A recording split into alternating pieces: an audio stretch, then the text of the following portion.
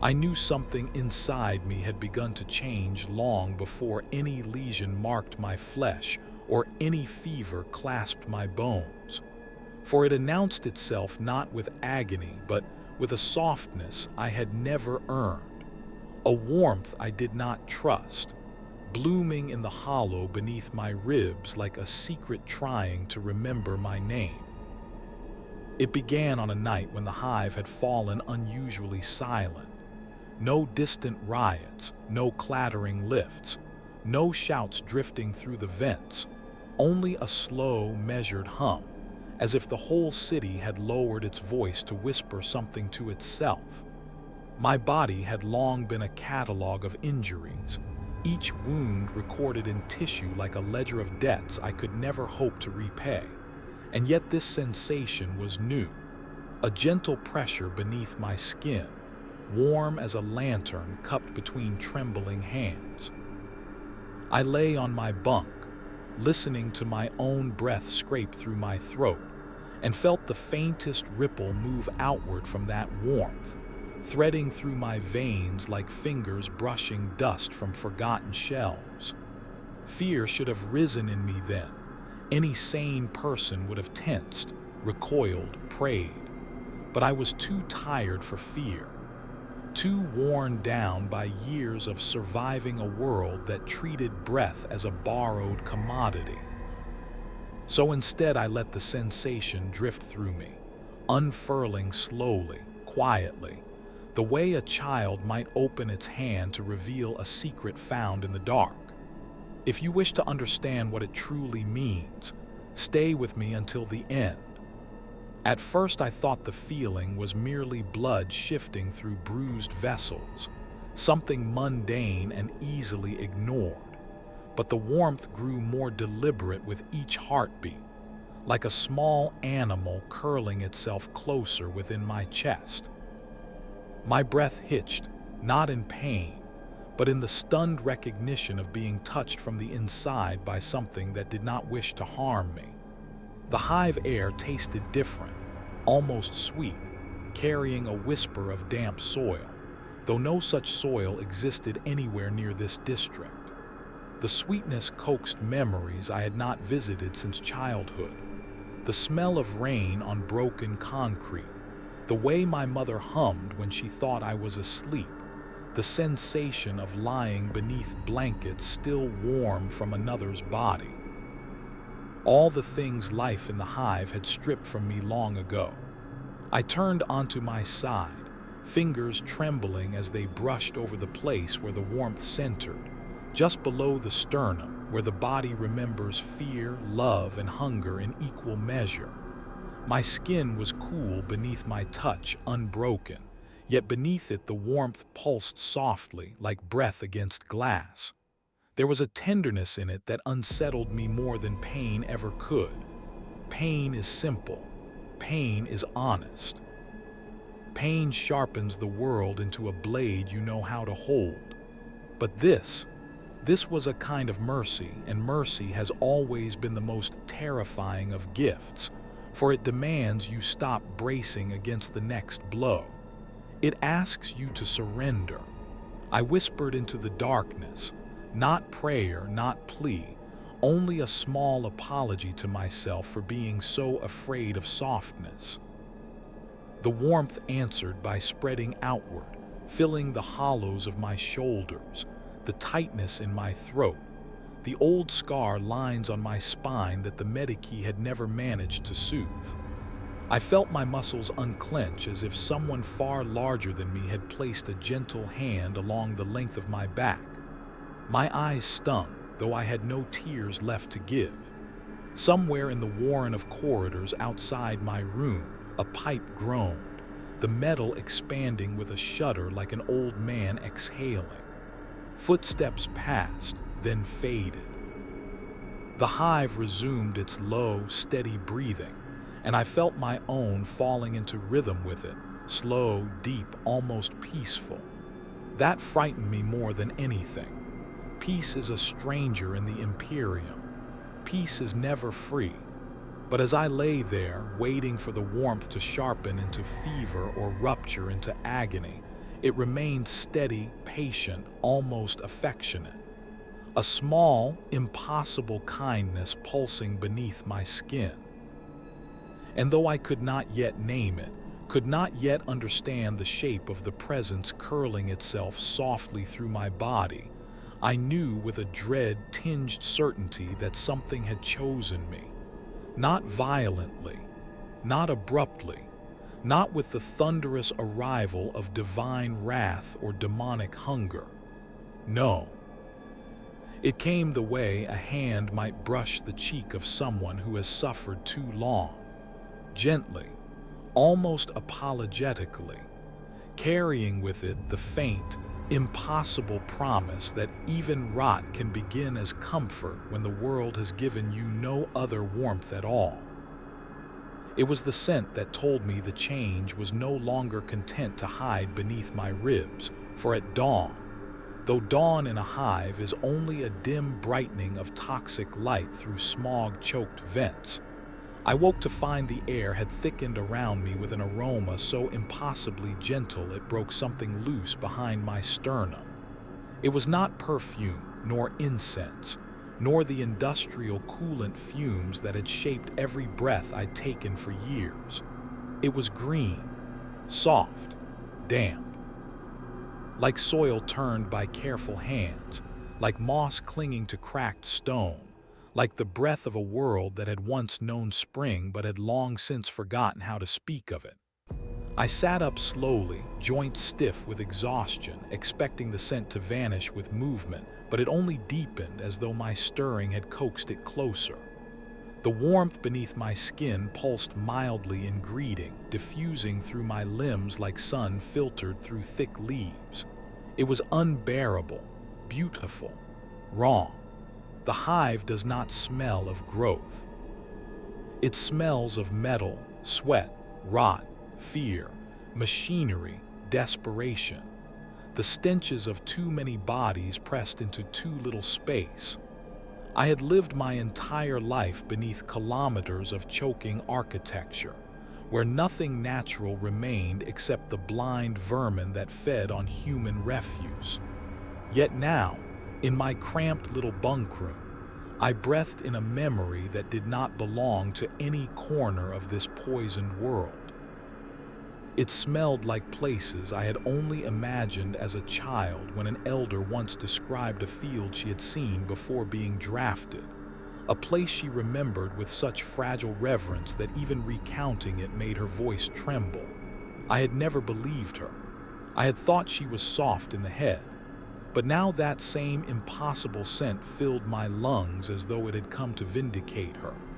I pressed my palm over my chest. The warmth pulsed again, slower now, patient, as if asking permission to continue. For the first time, fear flickered through me, but it was the muted fear of a tethered animal unsure whether the hand approaching it brings food or the knife. I rose, my legs unsteady, and staggered toward the vent. The metal grill vibrated faintly, humming with the low, rhythmic thrum of circulating air, but behind the industrial drone was another sound, a whispering like leaves stirred by wind. I froze. Leaves.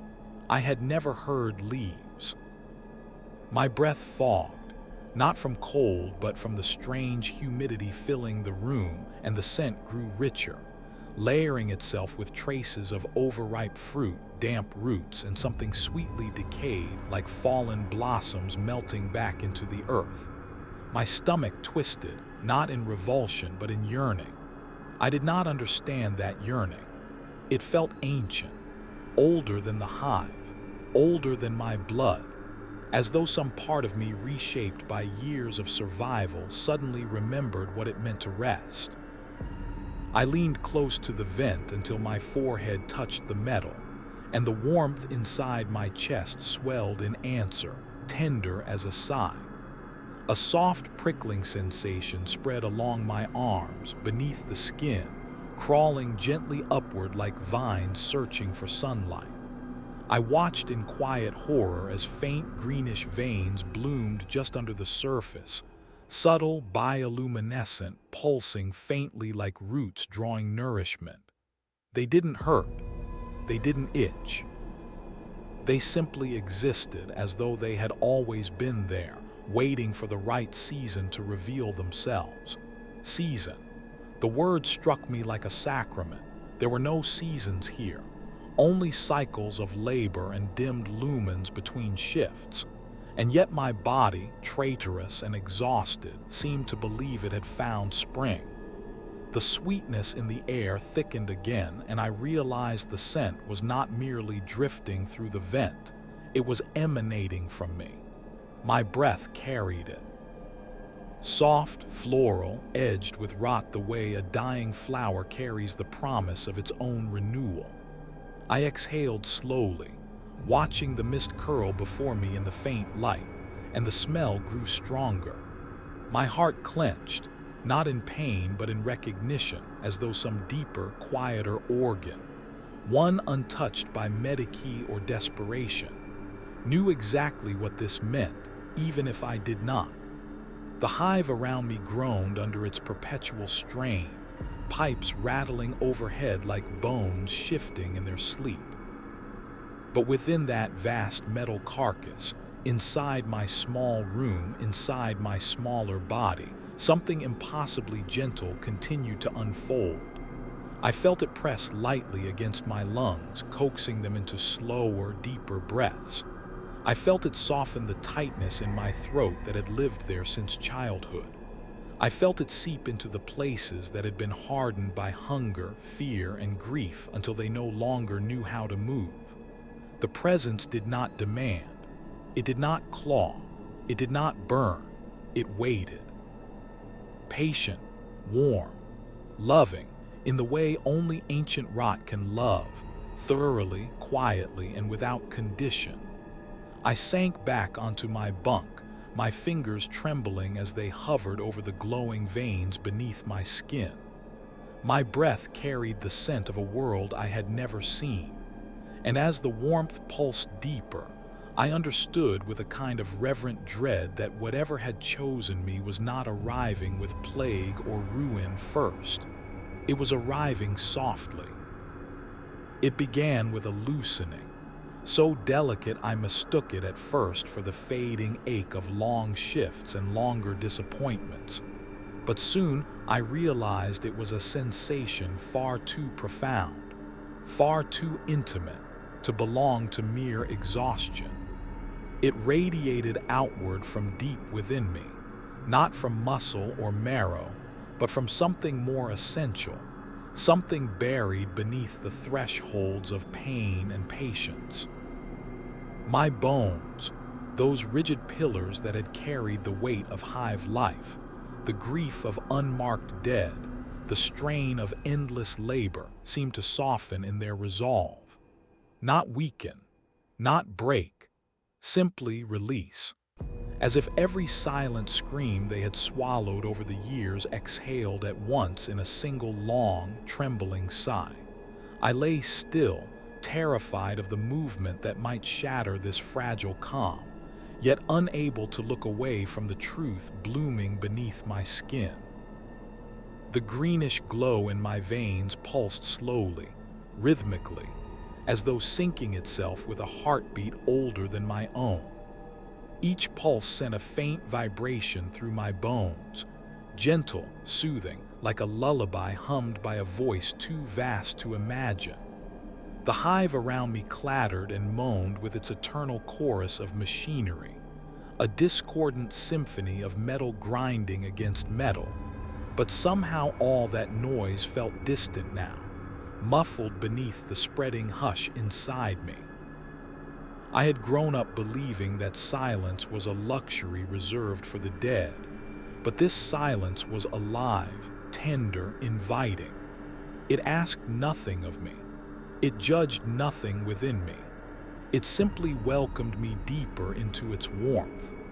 As the sensation swelled, I felt the strain in my spine unravel, vertebra by vertebra, until lying on the thin cot felt like sinking into soft earth. My ribs expanded with each breath, not painfully as they often did, but smoothly, as though they finally moved with the rhythm they were always meant to follow. The air I breathed felt thick, nurturing, almost nurturing, laden with the sweet undertones of damp soil and overripe fruit, scents that should have sickened me but instead filled me with a quiet and terrible longing. I raised a hand and placed it upon my sternum, feeling the heat blooming beneath the bone. It radiated through my fingers, a slow, molten tide that eased the persistent ache I had long accepted as part of living. My body was no longer a burden. It was becoming a garden, a vessel not for survival but for transformation. Still, fear curled tightly in the edges of my mind, a cold whisper reminding me that nothing benevolent ever visited the hive. Nothing gentle survived here. Nothing grew unless it pushed through filth and suffering. And yet this warmth continued to seep through me as though unaware of this truth, or worse, as though it intended to rewrite it. I closed my eyes, hoping the darkness might still the shifting inside me, but behind my eyelids I saw colors that did not belong to the hive: deep greens, soft golds, and muted browns swirling together in patterns that felt both alien and heartbreakingly familiar. They moved with a slow, spiraling grace, like leaves carried by a warm wind I had never felt. A faint pressure gathered at the base of my skull, not painful but insistent, as though something ancient brushed against my thoughts, examining them with tender, non-judgmental curiosity. My bones sighed again, and my breath caught in my throat as the sensation intensified, drawing me deeper into the quiet embrace unfurling inside me. My fingers tingled, my jaw relaxed, even my heartbeat began to slow, settling into a rhythm softer than any I had ever known, as though preparing for a long-awaited rest. When I opened my eyes, the dimness of the room felt different, warmer, thicker, touched by an unseen presence that hovered just beyond the edge of perception. I knew then that something was watching me, not with hunger, not with malice, but with the profound patience of something that had waited lifetimes for a moment like this. I felt its attention like a soft pressure against my chest, gentle but unyielding, urging me to breathe slower, deeper, to let my body surrender to its unfolding metamorphosis. My bones answered before I could resist, releasing another long, trembling sigh that echoed through my limbs like a mournful hymn. I curled my knees toward my chest, wrapping my arms around them, and a quiet sound escaped my lips, a fragile, broken thing caught between relief and despair. The warmth inside me pulsed in response, almost reassuringly, as though acknowledging the fear I could no longer suppress. It did not retreat.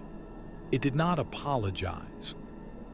It simply remained, constant as the slow erosion of stone beneath persistent rain. For the first time in my life, I felt my body welcome something instead of bracing against it. And that frightened me more than the illness, more than the changes, more than the whispering presence waiting patiently beyond the veil of waking thought. My bones, once hardened by survival, now sighed like tired children curling into their mother's arms. And I knew, with a shiver that worked its way through the glowing vines beneath my skin, that something sacred and terrible was preparing to claim me. Not violently, not abruptly, but with a softness so complete it was almost merciful. The first sound I could place to the thing inside me was not a screech or a sob, but a small, impossible chuckle. A soft, private sound that did not erupt from my lips so much as ripple through my bones. A vibration like glass warming and humming with a tone, only the very old could remember. And when it arrived, I thought for a clean instant that my mind had finally fractured under the strain of fever and longing. Instead, the chuckle unfolded into a warmth that settled across my sternum like a palm laid gently to soothe, and I felt the world tilt a degree toward softness, as if some enormous, sullen machine had decided, quietly and without ceremony, that it would allow itself to smile. Laughter in the hive is an act of rebellion or madness, usually the sort that follows drink or cruelty. It is blunt and jagged and never tender. This laughter was neither. It hummed beneath the surface, threaded into the pulsing green veins that had blossomed like invasive moss just under my skin, and as it moved through me, it loosened the last of my small rigidities, the clenched jaw I had carried since childhood, the shoulders that remembered how to brace for blows both literal and bureaucratic, the anxious fingers that never relaxed around a ration. A heatless joy unspooled, careful and mocking in equal measure, as if some patient gardener had been tending rot in secret and found the courage to enjoy the tiny flowers that had finally dared to open between the cracks of my battered life. I did not laugh aloud then. I could not have. My voice would have betrayed the unnaturalness of it. But I felt my chest catch and then let itself fall into a rhythm that matched the delicate mirth. And the sensation was so disarming that tears, real saline tears, warmed the corners of my eyes before I remembered how to be ashamed of such weakness. The city beyond my wall continued its clatter and negotiation with survival as if nothing had altered. Lifts groaned, distant forges spat their metallic hymns. Children chased each other in the narrow sunlight like insects, life continuing with a terrible, indifferent grace. But inside me, the new sound folded into everything I felt and made even the hive's noise seem less hostile, as though a small lens of mercy had been placed over my perception and returned the world to me softened at the edges. I realized then that this was the true horror, not the ravaging of flesh, not the corruption that gnawed with malevolent hunger, but the way gentle delight could ease the walls I had built so carefully, the way warmth could unthread adherence to duty until I stood, naked in my own smallness, and wondered whether I had ever been anything else. The mirth did not mock, it remembered. It carried echoes of long-buried gardens, of old hands pressing seeds into soil, of the kind of quiet contentment that had no eye for triumph, only for tending. At intervals when I would try to name it, the laugh would shift tone, softer now, and the memory that surfaced was not mine but communal. An old woman humming while knitting in a window so high it scraped the smog. A child's delighted gasp when a beetle crawled across a sunlit stone. A soldier's private smile at a letter received, folded and re-folded until it was softer than cloth. Each recollection touched a place in me that had been scored by survival, places that learned to distrust every kindness, and it repaired the scoring with the patient, corrosive kindness of rot that feeds as it transforms. My hands, which had been roughened by work and welded to routine, began to move differently. I caught myself tracing the outline of the wooden spoon the cook left by my doorway, feeling the worn groove where calloused thumbs had molded the grain. The spoon felt like contraband under my fingers, illicit in its simplicity, and yet the mirth warmed me for touching it as if the thing knew I needed permission to feel. I had been taught to measure everything against the machine god's efficiency. How many minutes a weld, the tolerance of a seal, the yield of a forger's batch. And suddenly those measures felt petty before the vast, tender calculus inside me that counted small pleasures as both miracle and fuel. I thought of those who would call this blasphemy, priests and magistrates who mark compassion as sedition because it distracts from duty. Let them call it what they will. The mirth was not sedition, it was a reclaiming. It asked only that I keep a secret, that I fold my palm to this quiet joy and hold it as one would a fragile moth. As the days passed, the chuckle grew more articulate, finding rhythm in my breath, echoing in the small acts I performed. A bowl I had mended with care, that I had once thought only an instrument of practicality, became a vessel of ceremony. I fed a stray child with stew no longer because duty demanded it, but because the act itself resonated with a chord inside me. And when the child's laughter answered the small act, the mirth swelled and made the world seem a place where such exchanges might be possible without blood price. There were darker turns within the softening, of course. Rot is a teacher that does not moralize. The tenderness that softened my edges also taught me release, and release taught me to stop clinging to things that had defined me. The badge of a regiment I no longer served, the hardened mask of stoic endurance I had used to hide every fear.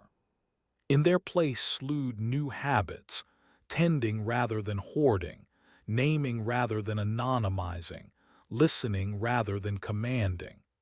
These were small heresies. They fit into no manual and could not be easily filed by auditors. They were therefore dangerous in a way that frontlines never were. My friends, those few who were not merely colleagues but souls with similar private breaks, noticed the shift. Some recoiled and kept their distance, afraid that warmth might be contagious in a way that would consume their usefulness. Others, braver or maybe more secretly hungry, approached with an awkward offered hand, as if not sure whether to perform the rites of comradeship or the rituals of repair. When they did, the mirth chimed as if pleased, not with mockery but with relief, for it prefers reciprocation to solitude. Perhaps the strangest part was how the mirth taught me tenderness toward my own failing body.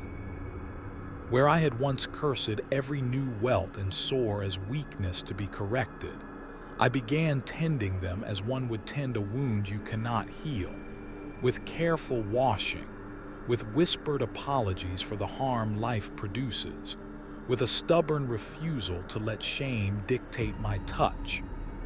The presence inside me, the slow rot that had arrived with the scent of gardens and the sighs in my bones, did not force me to consent to ruin. It taught me instead how to accept change as a kind of mercy when resistance had exhausted itself. That acceptance was the softest terror, the knowledge that in surrender one might find a different kind of power, not of command, but of the ability to hold pain and pleasure in equal measure. I do not claim sainthood for such small discoveries. I only claim that when the mirth moved through me, I understood anew that decay, when it comes softly, might be a teacher disguised as a thief, stealing the hardness of my life, but leaving in its wake a tenderness I had not thought myself worthy to receive. They opened without fanfare, those seams I had expected to scar over and forget. One morning, the bandages around my forearm and the sheet at my hip were wet with a warmth that was not new blood's frantic heat, but a slow, damp blooming, as if the world inside me had decided to become porous to memory and breath at once. And when I eased the wrappings away, the wound did not gape in accusation so much as unfurl like a petal, edges soft and glistening. And for a moment I did not know whether to call it mercy or malediction. I had been taught to bind quickly, to dress a wound with antiseptic and rationed salves, to log the lesion and move on.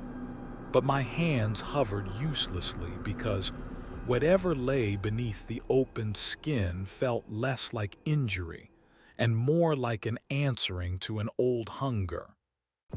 Threads of faint green light crawled under the dermis in tiny filaments that pulsed with a slow, wet patience, and the scent that rose from the wound was not the chemical sting of medicament but something older, earth warmed by rain, the rot of leaf litter turning to loam, so that each breath I drew smelled less like the hive and more like a garden I had never seen.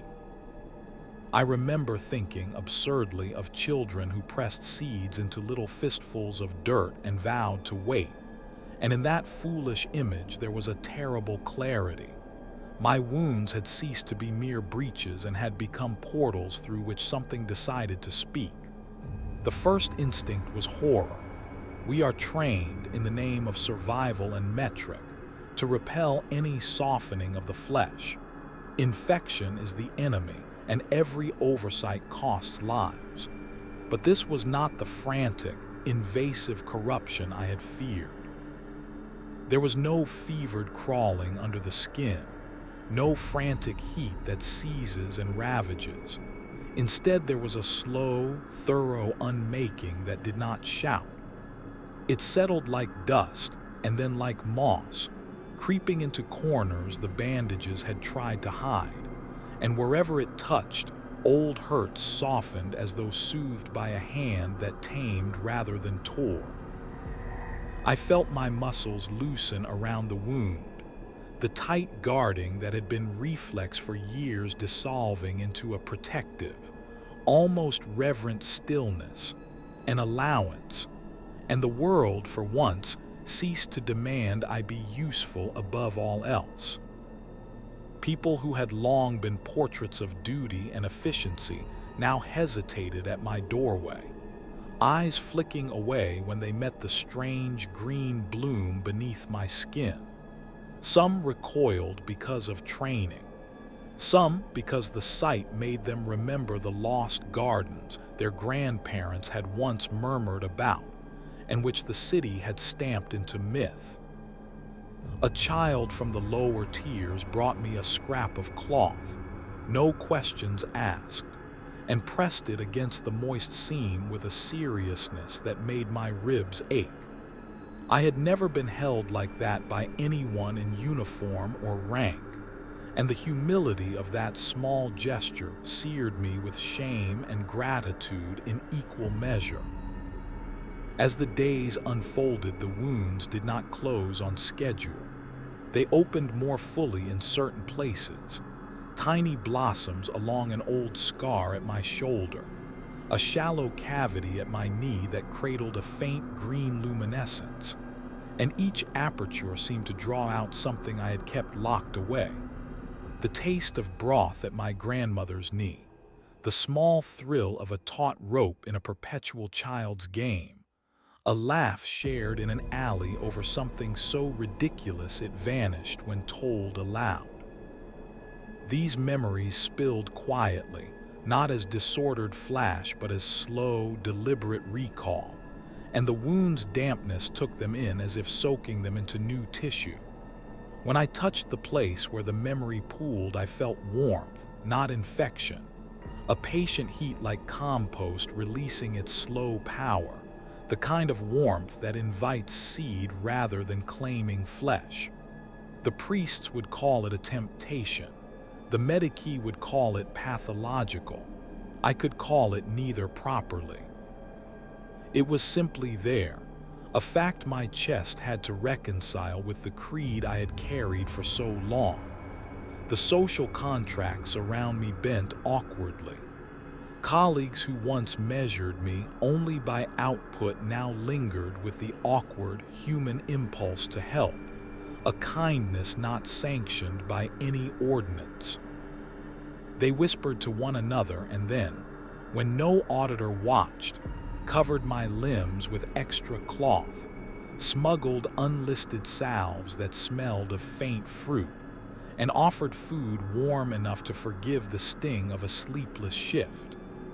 Those covert mercies altered the texture of my days.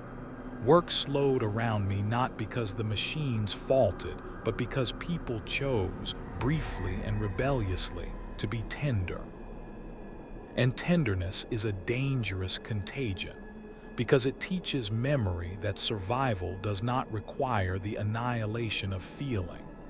At night, the wounds pulsed with a rhythm that felt, absurdly, like speech.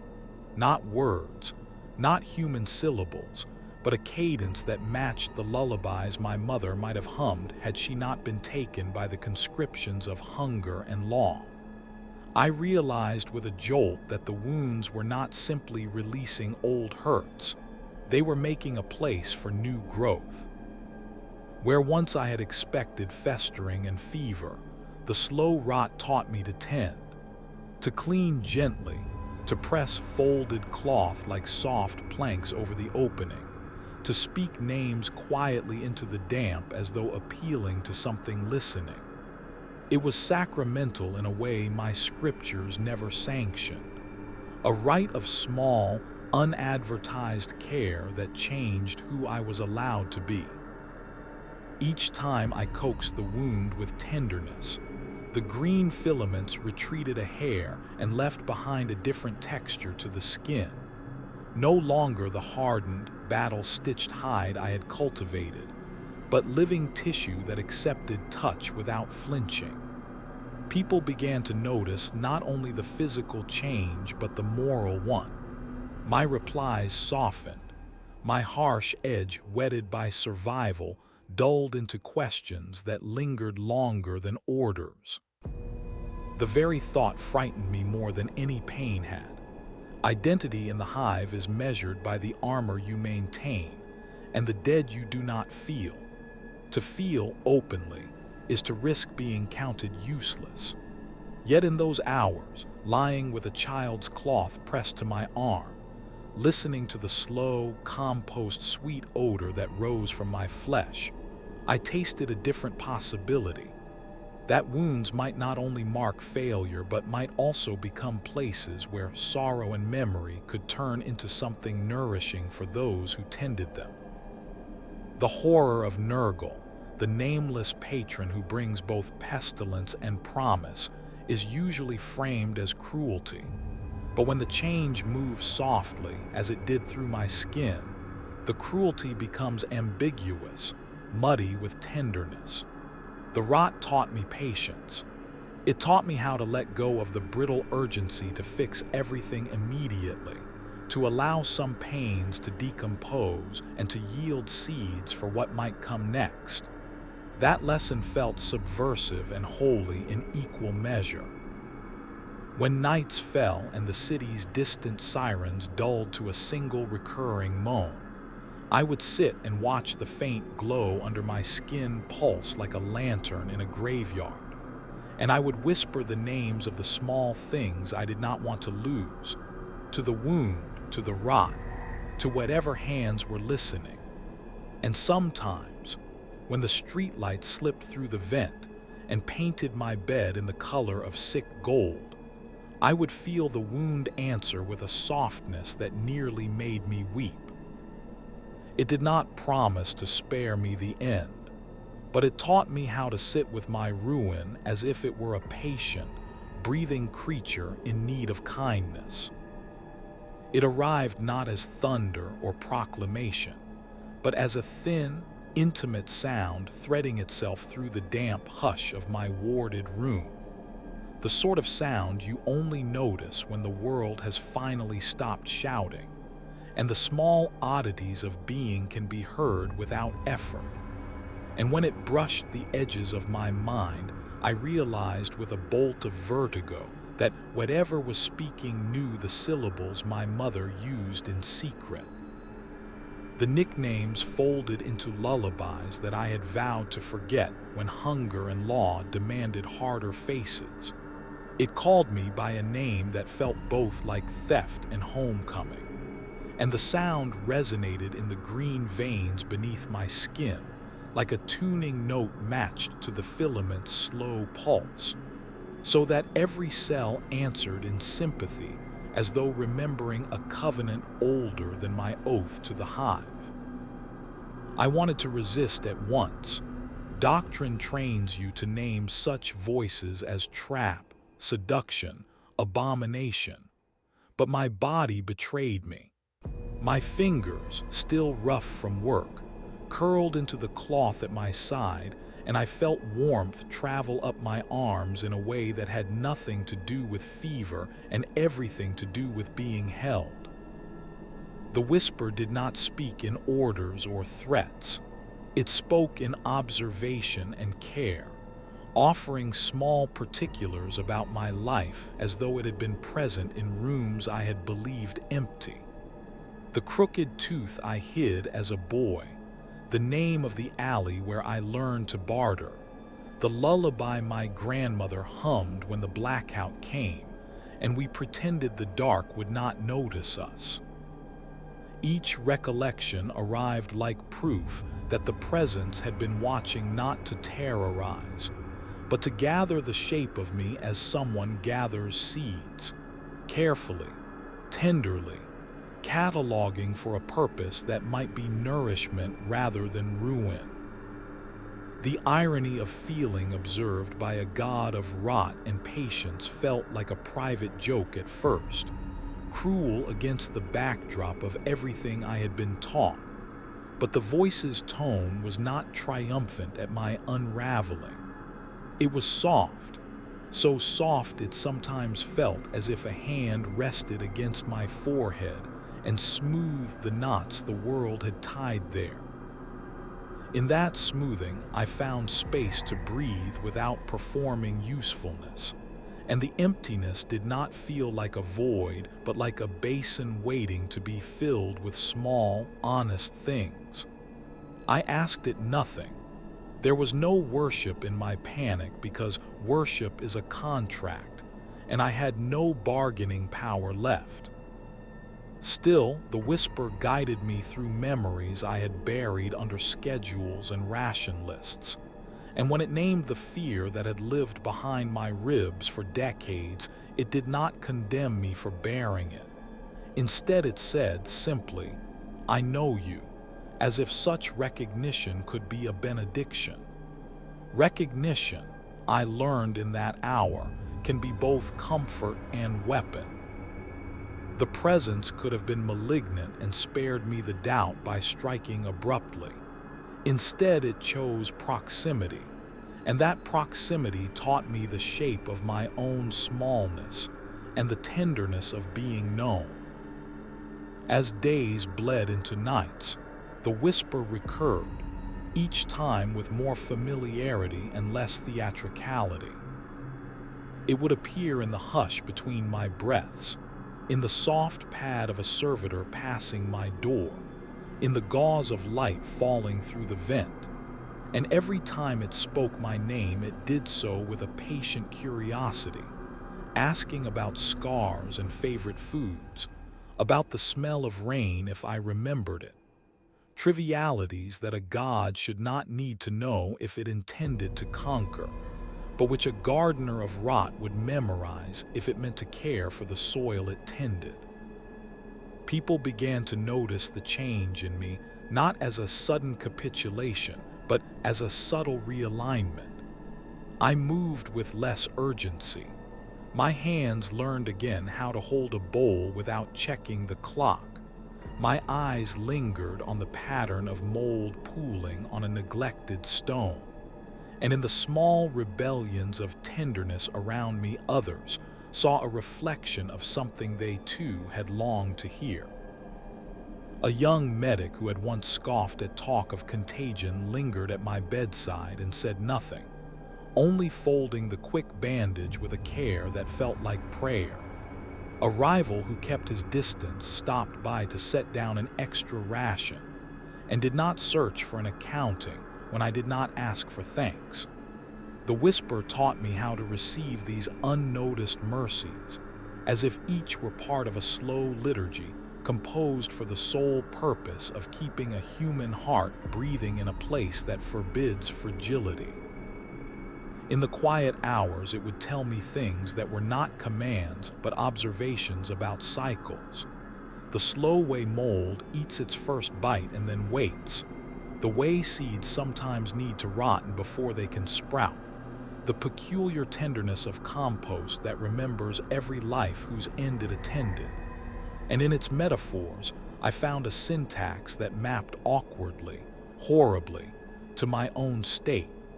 The god of decay speaking the language of stewardship, teaching me to tend my wounds rather than flay them in panic.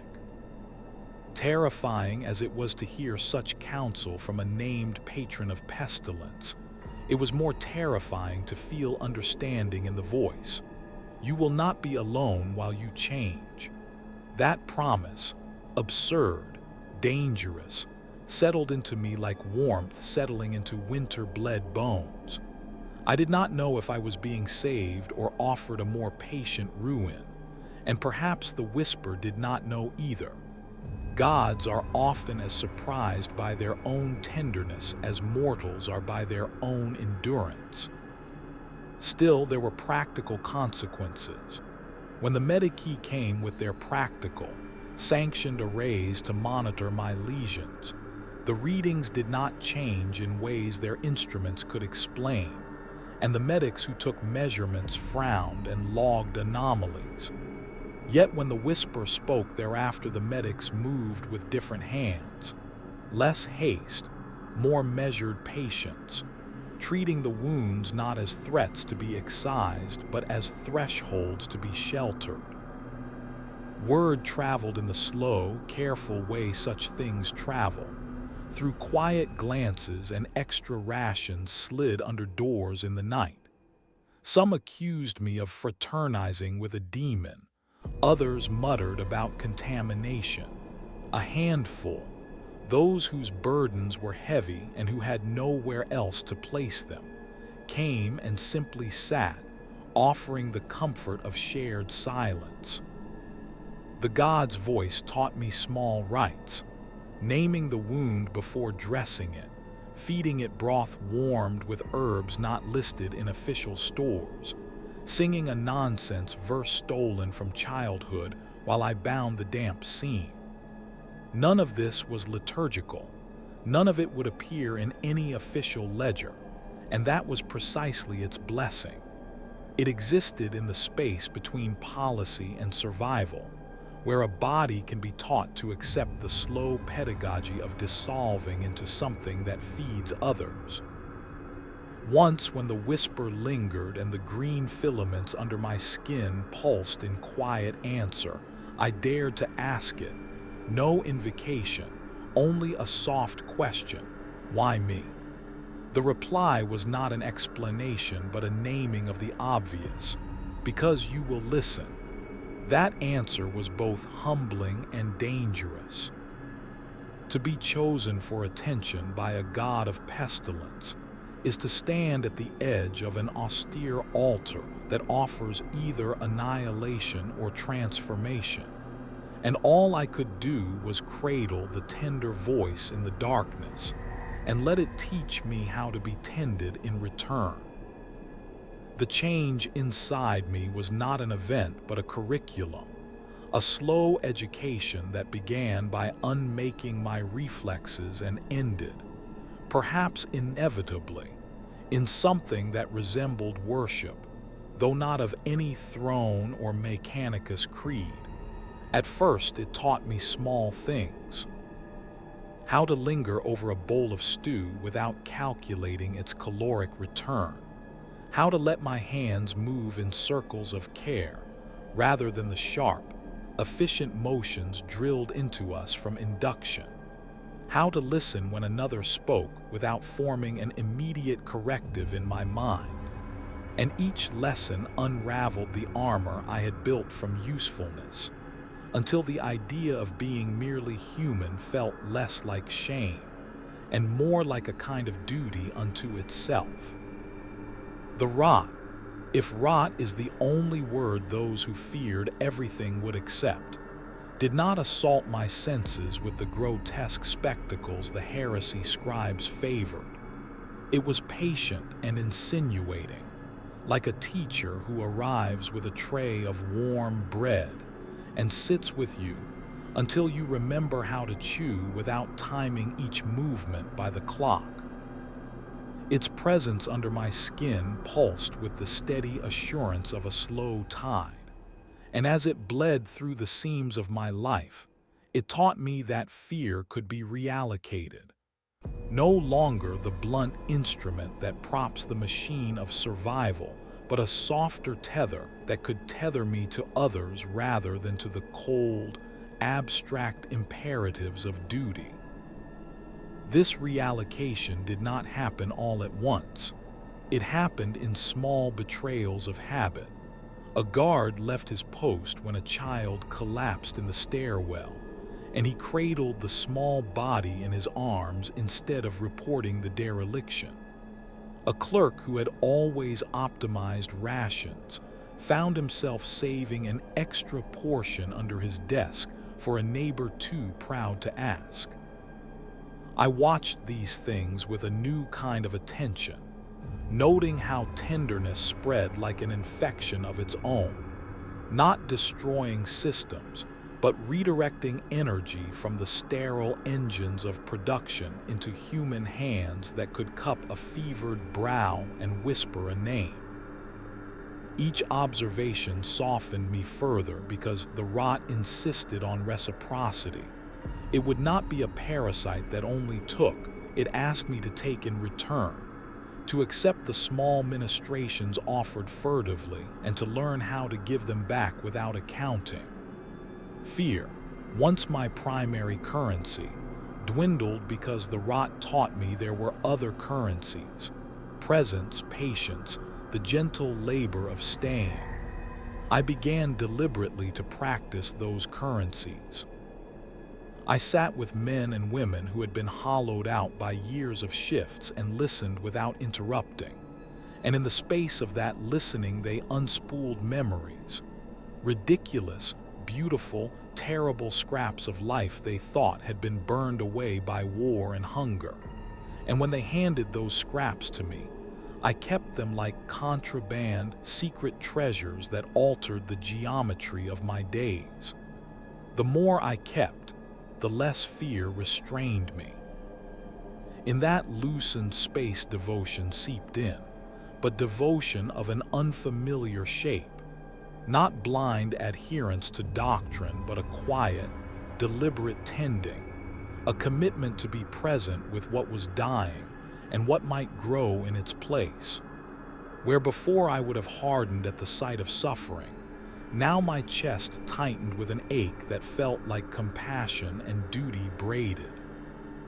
I confess that the change frightened me because devotion is, in its purest forms, a surrender.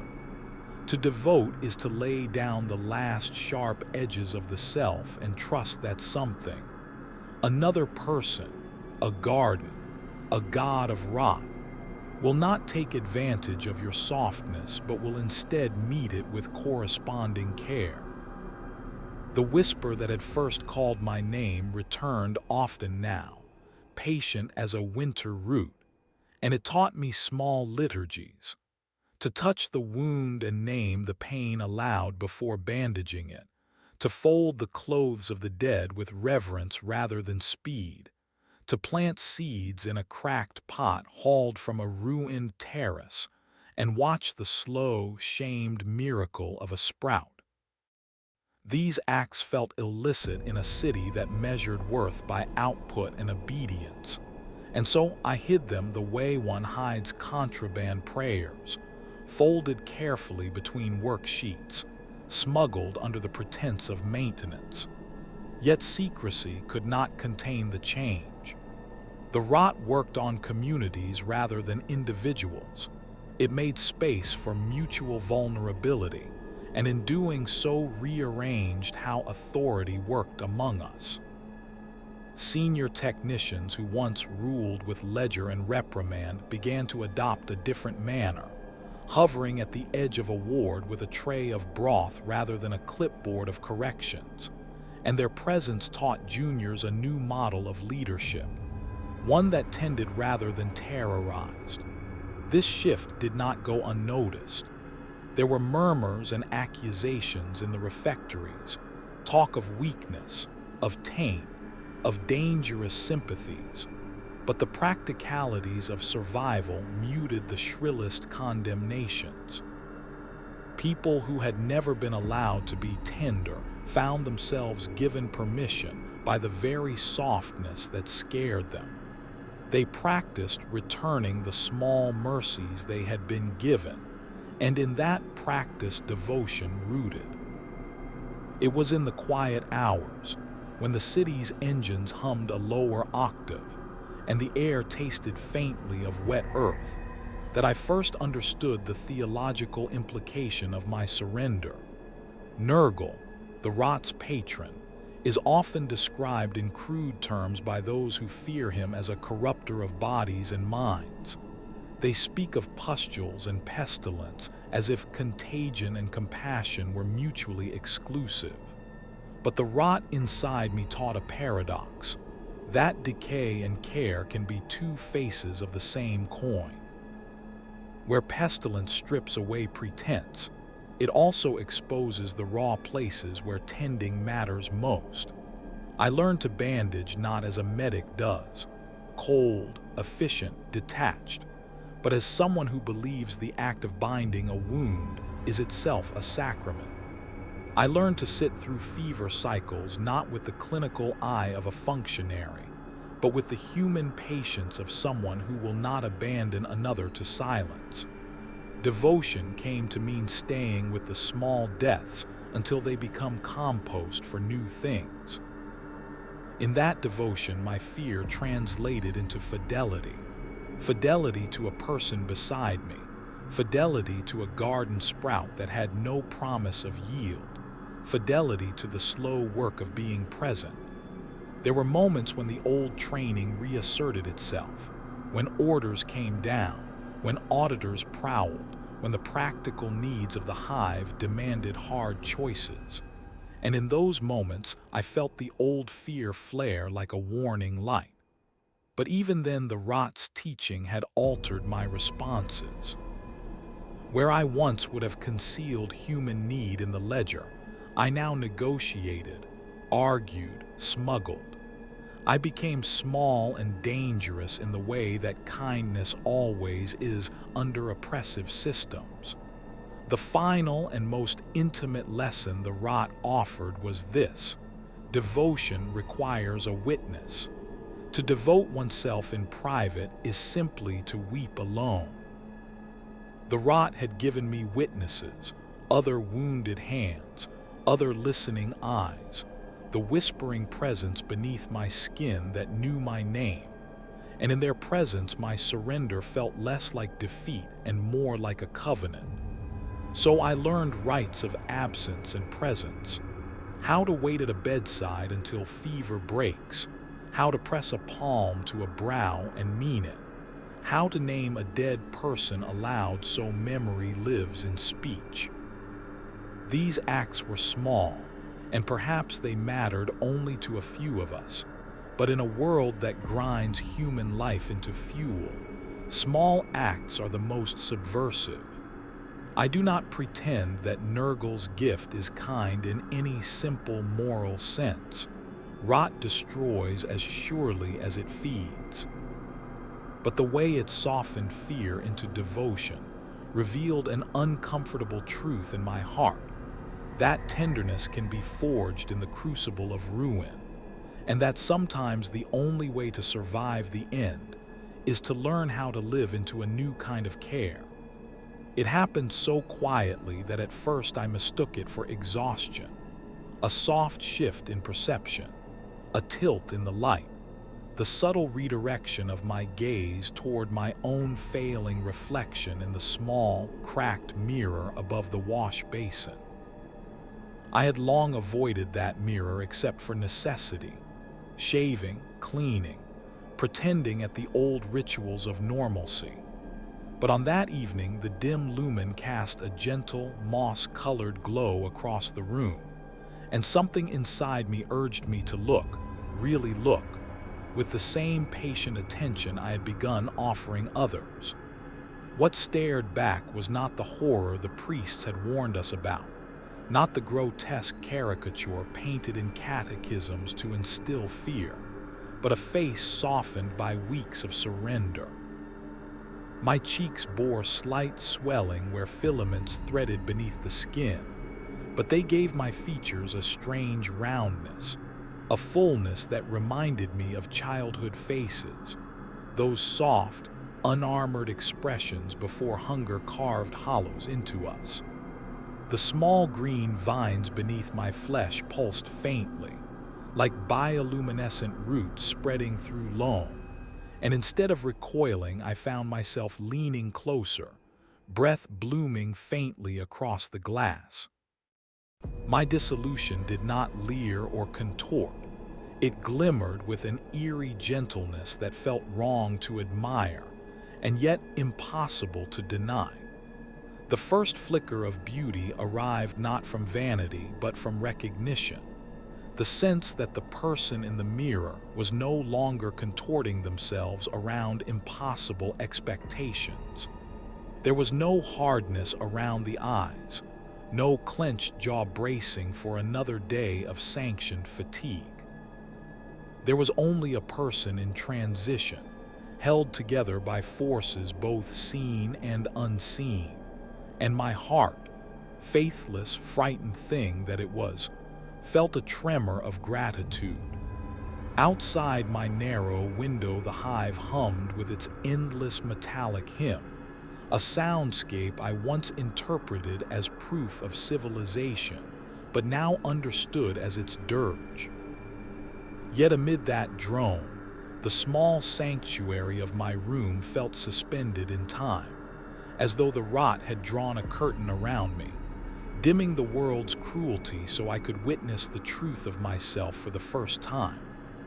I traced the faint, branching patterns below my skin, my fingers moving with a tenderness I had never allowed for my own wounds, and felt the subtle warmth radiating outward, slow, steady, purposeful.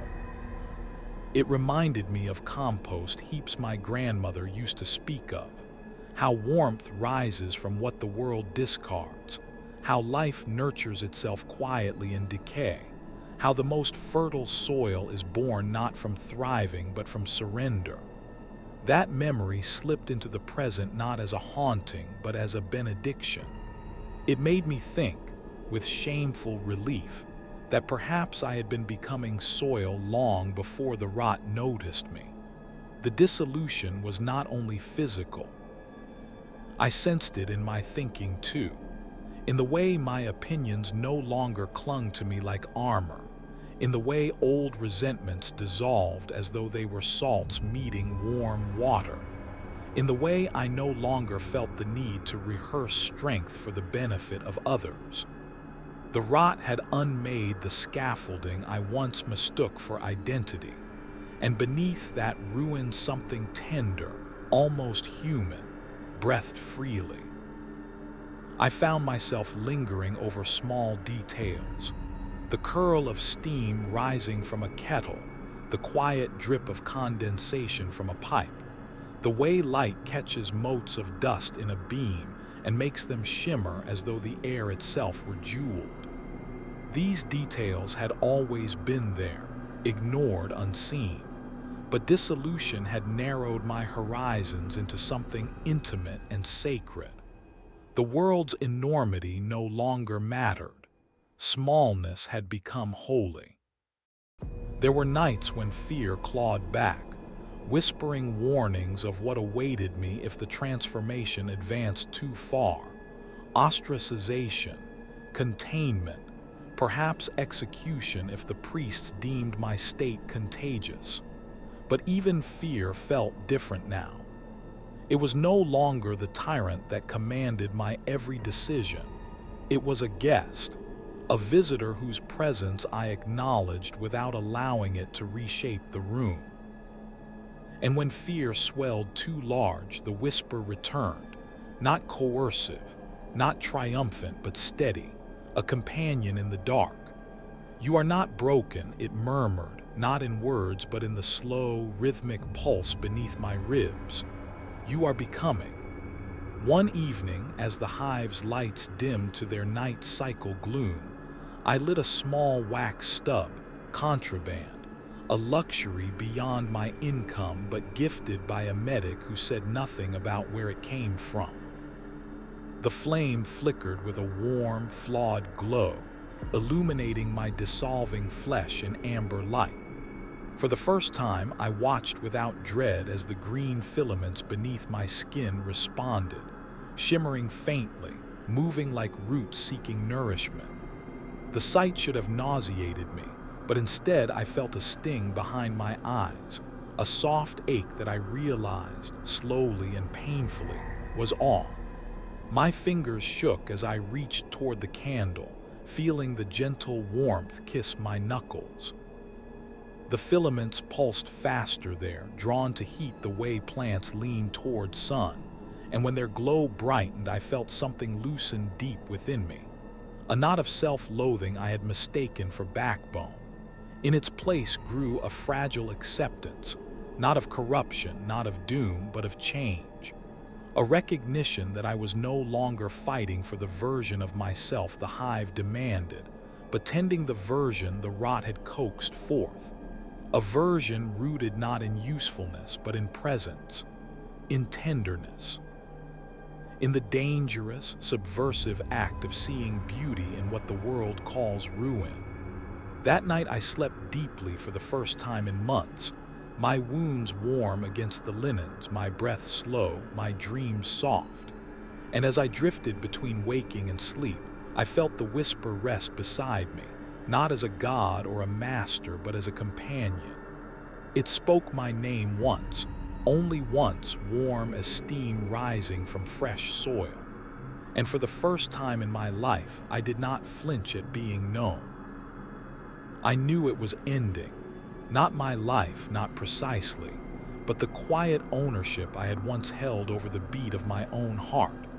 On an evening when the hive's distant sirens dulled into a sluggish moan, and the air tasted faintly of ash and something sweeter, something like fruit left too long on the branch.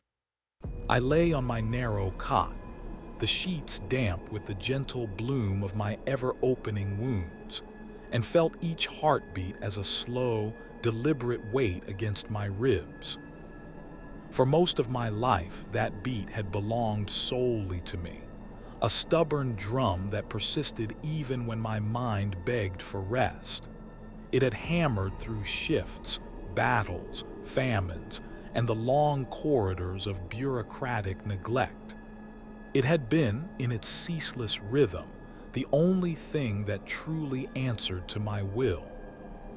But that night, as the filaments under my skin pulsed with their soft green glow, my heart hesitated, just slightly, just long enough to remind me that the boundary between mine and not mine had thinned to transparency. I pressed my palm against my chest and felt a warmth that was not fever but presence, a silent weight beside my own essence. The whisper did not speak, not yet, but its attention wrapped itself around my heart like gentle hands preparing to guide a trembling child across a threshold. There was no pain, only pressure, like the hush that precedes a confession. My body, once a solitary cell of survival, had become a shared space, and now the final, most secret organ of my being began to fold itself into something larger.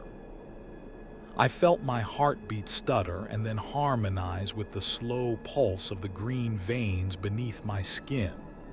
Two rhythms, once separate, slid together like streams merging. The sensation was terrifying in its intimacy. This was no violent possession, no ripping apart of the self. It was an invitation, a request, a door cracked open by something that refused to force me through it. Memories, my memories, rose and drifted like embers in that quiet space. My grandmother's hands braiding my hair before the first conscription took her.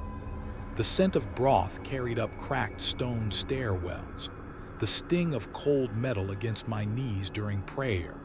The small, forbidden laugh of a friend I had loved too quietly to admit even to myself. Each memory pulsed with my heart's rhythm, then softened as though held by another pulse beside it.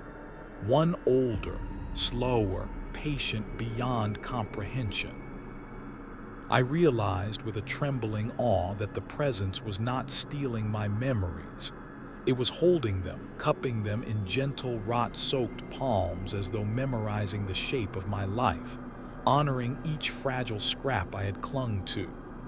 Fear tried half-heartedly to rise. It flickered like a candle guttering in a draft. "This is the moment," it hissed. "This is where you disappear."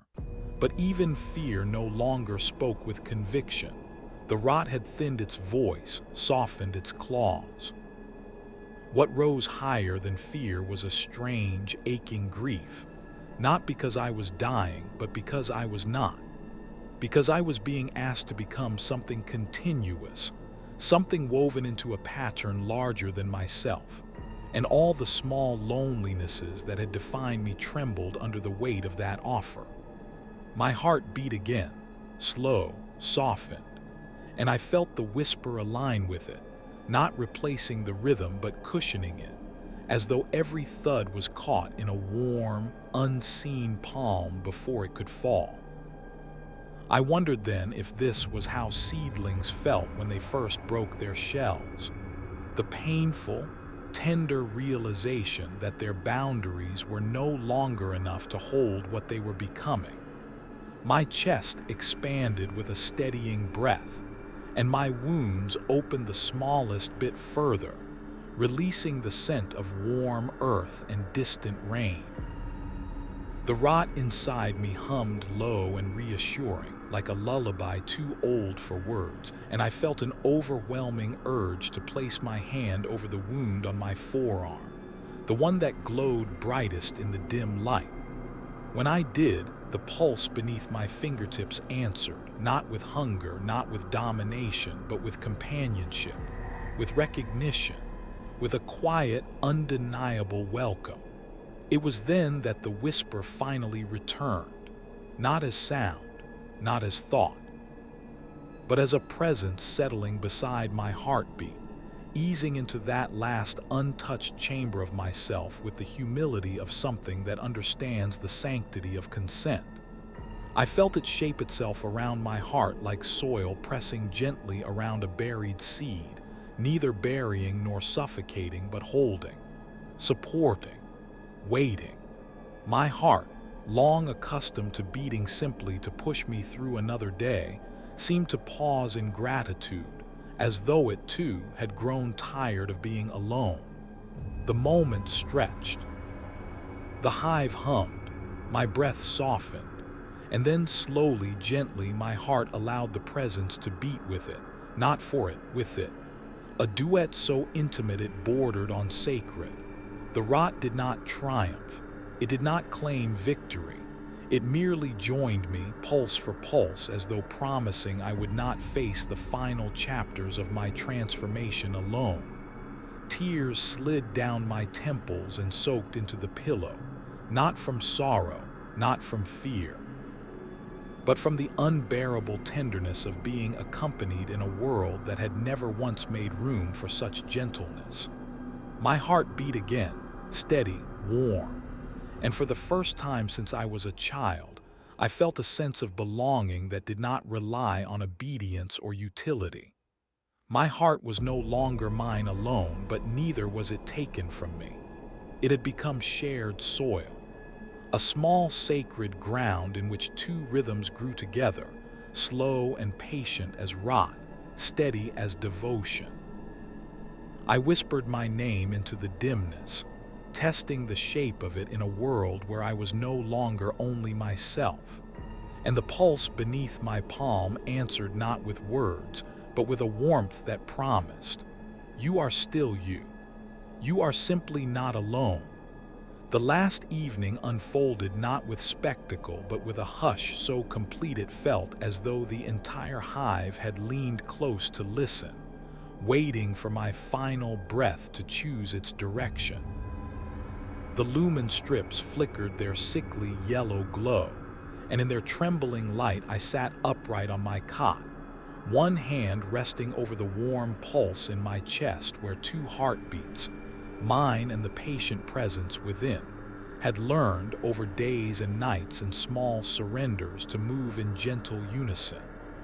There was no fear left in me. It had been composted, broken down by slow tenderness into something softer, something fertile, something I could breathe without choking. The wounds that once frightened me now lay open like calm little doorways across my skin, each glowing with that faint, moss-colored luminescence, as though my body had become a constellation of small lanterns guiding me toward a place the hive had forgotten how to name. The scent rising from them was warm and earthy, not the sweetness of corruption, but the promise of soil that knows how to cradle roots. My breaths came slow. My limbs felt heavy in the tranquil way of early morning fog. When I shifted, I heard a quiet sound, almost like leaves brushing against one another. And though no plant grew yet from my skin, the memory of such movement lived in me now, gentle as a dream that refuses to fade. Beyond my door, the usual noise of the city dwindled to a heartbeat, one great metallic thrum echoing through pipes and stone. Even that softened, becoming less like machinery and more like a distant lullaby. The presence inside me stirred, not to command but to accompany, as though asking permission to settle deeper into the chambers of my becoming. I answered without words. I simply breathed, and in that breath there was trust. Trust earned not through coercion, but through the slow revelation that even ruin in the right hands can be a form of care. A warmth bloomed beneath the skin of my sternum, radiating outward through the network of filaments that had threaded themselves through me. And with each pulse, the boundaries of my body felt less like walls and more like soil, softening before the first thaw. My fingers tingled. My vision blurred at the edges, not with pain but with a strange, shimmering gentleness, as though the world were folding itself into a single point of rest. I lay back, letting the thin pillow cradle my head, and stared at the ceiling where rusted rivets dotted the surface like a crude imitation of stars. For years I had stared at them in exhaustion, imagining escape, imagining collapse, imagining an end that came with violence or silence or both. Tonight they looked like the scattered seeds of some forgotten harvest. Something in me loosened further. My heartbeat slowed again, syncing with the deeper, older rhythm that had guided me through every stage of this quiet undoing. I realized then that the presence had never intended to claim me in the ways the priests warned. It wanted to keep me, to hold me, to use my dissolution as a cradle for something new and unbearably tender. My wounds pulsed once soft, warm like blushing flowers turning toward unseen light, and I felt the first stirring of growth, not outward but inward, roots seeking one another in the dark spaces behind my ribs. It did not hurt. It felt like rest. It felt like a homecoming. I exhaled slowly, and the air that left my lungs carried with it the last remnants of the person I had been. The fear-hardened worker, the orphan of a hive that never spared enough to love, the fractured soul who had lived in the shadow of systems that measured worth in obedience rather than breath. All that drifted out of me like faint dust, leaving room for something gentler to take its place. The presence, my companion, my patient gardener, settled fully into my chest then, not with force, not with triumph, but with the quiet certainty of a seed sinking into welcoming soil. I felt its acceptance of me, its gratitude, its devotion mirroring my own. The tears came soundlessly, sliding into my hair as I realized this was not an ending as the hive had taught me to expect. It was a turning, a returning, a soft expansion into a shape I had never been permitted to imagine. I felt my breath turn shallow, then lighter, then almost weightless, as though my lungs themselves were dissolving into warm earth. My limbs grew still. The glow beneath my skin brightened just once, like a candle giving a final, tender flare, and then settled into a steady, luminous calm. In the final moment when my heart offered its last beat meant only for itself, the presence embraced it, merging with it, holding it, promising without words that nothing of me would be lost. I felt my consciousness loosen, not fading but spreading, like water poured gently into soil. The boundaries of my body became porous. My thoughts unfurled like tendrils, and in the soft dark between breaths, I felt myself become the garden he had whispered about from the beginning, quiet, patient, fertile with memory, ready to host whatever small kindness might one day take root in the ruins of this place. My last breath left me like a prayer I had never learned to speak, and in its fading warmth the presence answered with a tenderness that held all of me. Rest, little one. You are home now. And in that soft, eternal night, I drifted into stillness, not ending, not surviving, but growing.